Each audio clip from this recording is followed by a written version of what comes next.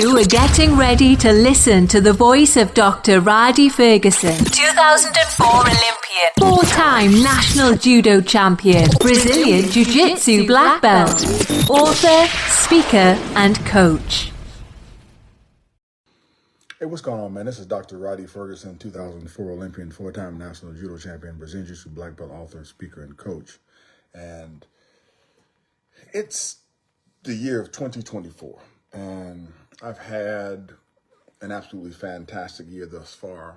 I am in a position where I am touching and connecting with more people than I ever have in my career in terms of online and in person. I have more international clients than I had before.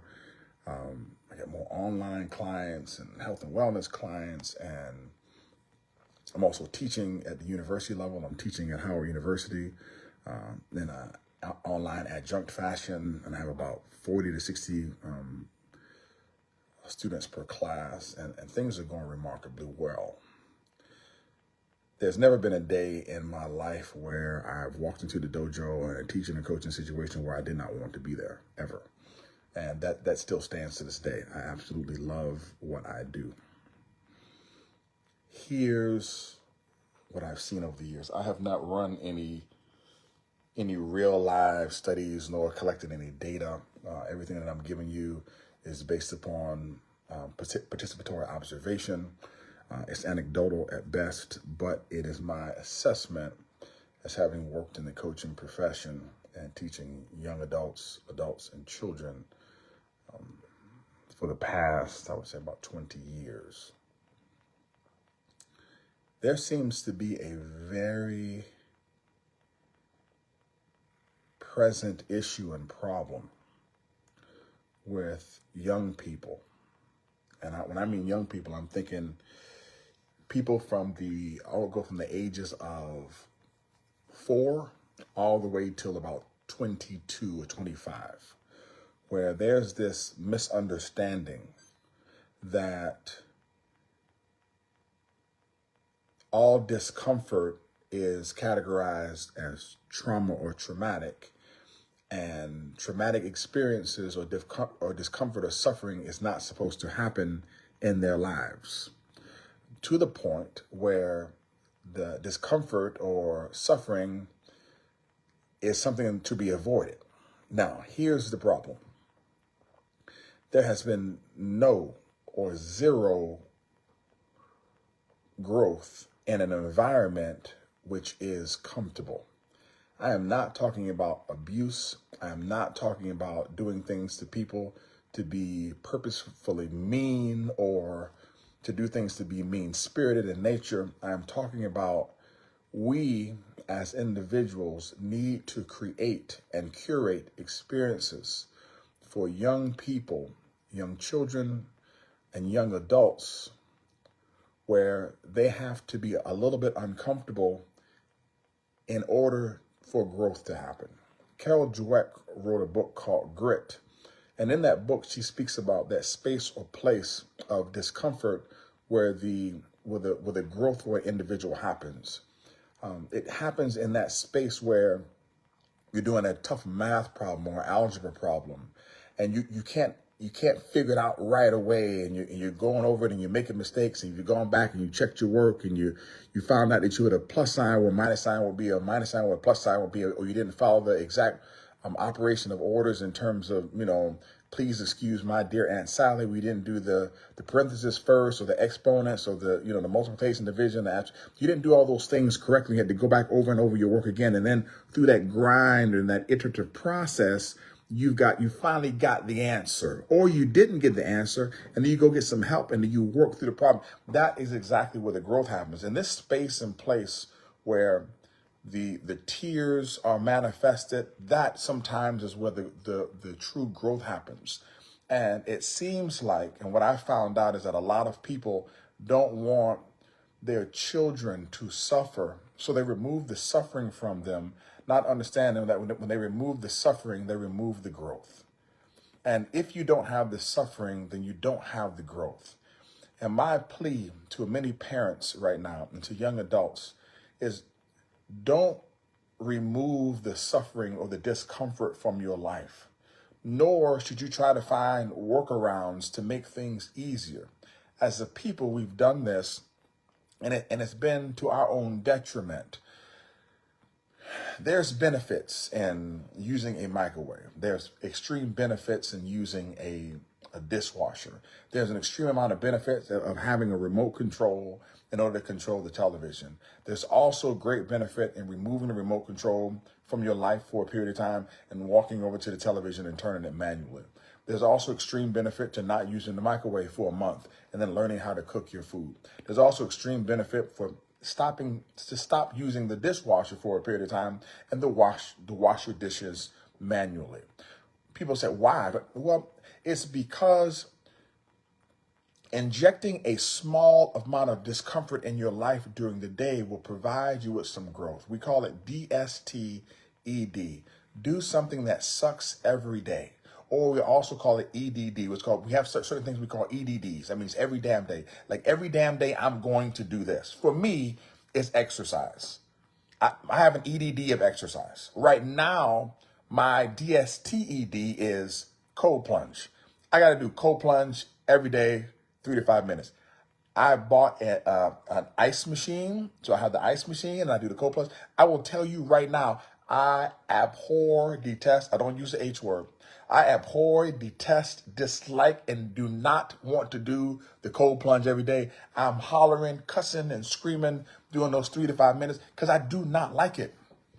I didn't like the day before yesterday. I procrastinated all day and had to do it before I went to bed because I just did not like it. I did not want to do it. But it's my DSTED. It's something that I must do every day. I have to do it every day, and it has to be miserable. Pick something that you don't, if you're doing something that you like to do every day, it's no good for you. If you go to the weight room, you're always doing bench press because you like to do bench press, it's no good for you. You have to do some things that you don't like to do every day if you want growth. Don't try to make things easier. Don't try to create workarounds. Do the hard stuff and require your kids to do the hard stuff. My parents, I disliked when my mom, when I was coming up, would make me do book reports. I had weekly book reports, weekly. Disliked it. When I'm talking about disliked it, I disliked it. I mean, my friends were out playing. I'm at home doing book reports. I did not like it.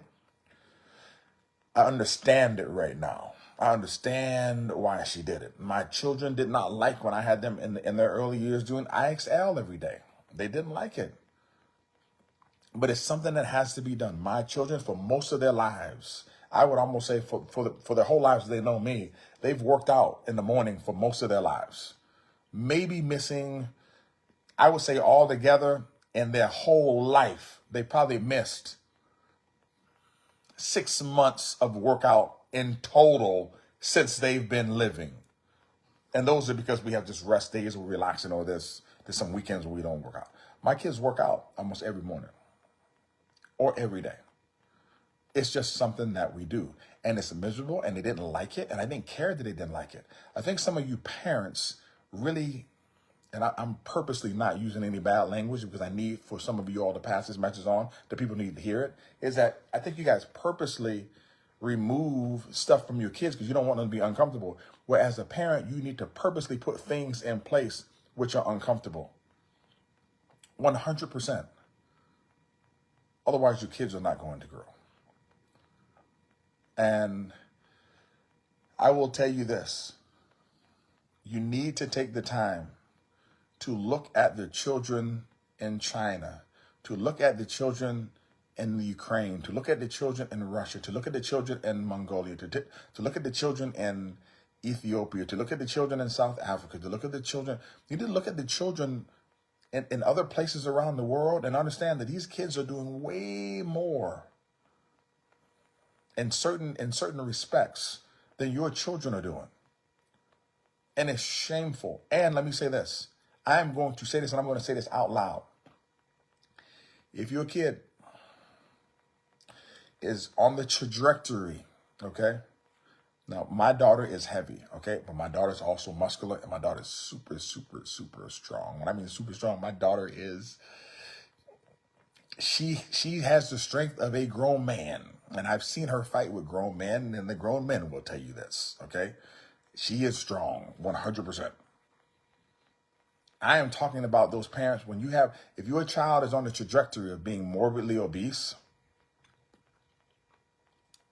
and your child can't walk and can't run and can't exercise, can't do a push-up and is breathing heavy, you need to do something about that. To be honest with you, the police should come, or Child Protective Services should come, all right, and should take your child away from you for being abusive, because you are actually hurting your child. Stop giving your kids all type of cakes, pies, and candy and ice cream all the time, and go on a walk with your kid. Take your kid for a walk. Go running somewhere. Exercise. Do something different. Do some things that are a little bit miserable. Show your kid that it's okay to be a little bit uncomfortable. I have written on my mirror, it's okay to be hungry. Because nothing is going to be born out of me being satisfied all the time. You got to be a little bit hungry. A little bit hungry for food, a little bit hungry in terms of increasing your finances, a little bit hungry in terms of growth, a little bit hungry in terms of increasing your intellect, a little bit. You have to stay a little bit hungry. And too many of us are too satisfied, and we're trying to make sure that our kids are satisfied, and they don't need to be satisfied. They need to be a little bit on edge, and they need to be a little bit hungry so they can learn how to fight for their quote unquote food or their existence. I'm trying to be as nice and as kind as I possibly can in the delivery of this message today. That is what I have for you. I would ask you to please visit www.judoislife.net and grab my book, Judo is Life Today. And other than that, I want to say I love you, but God loves you best. Take care. You are getting ready to listen to the voice of Dr. Rhadi Ferguson, 2004 Olympian, 4-time national judo champion, Brazilian Jiu-Jitsu black belt, author, speaker, and coach.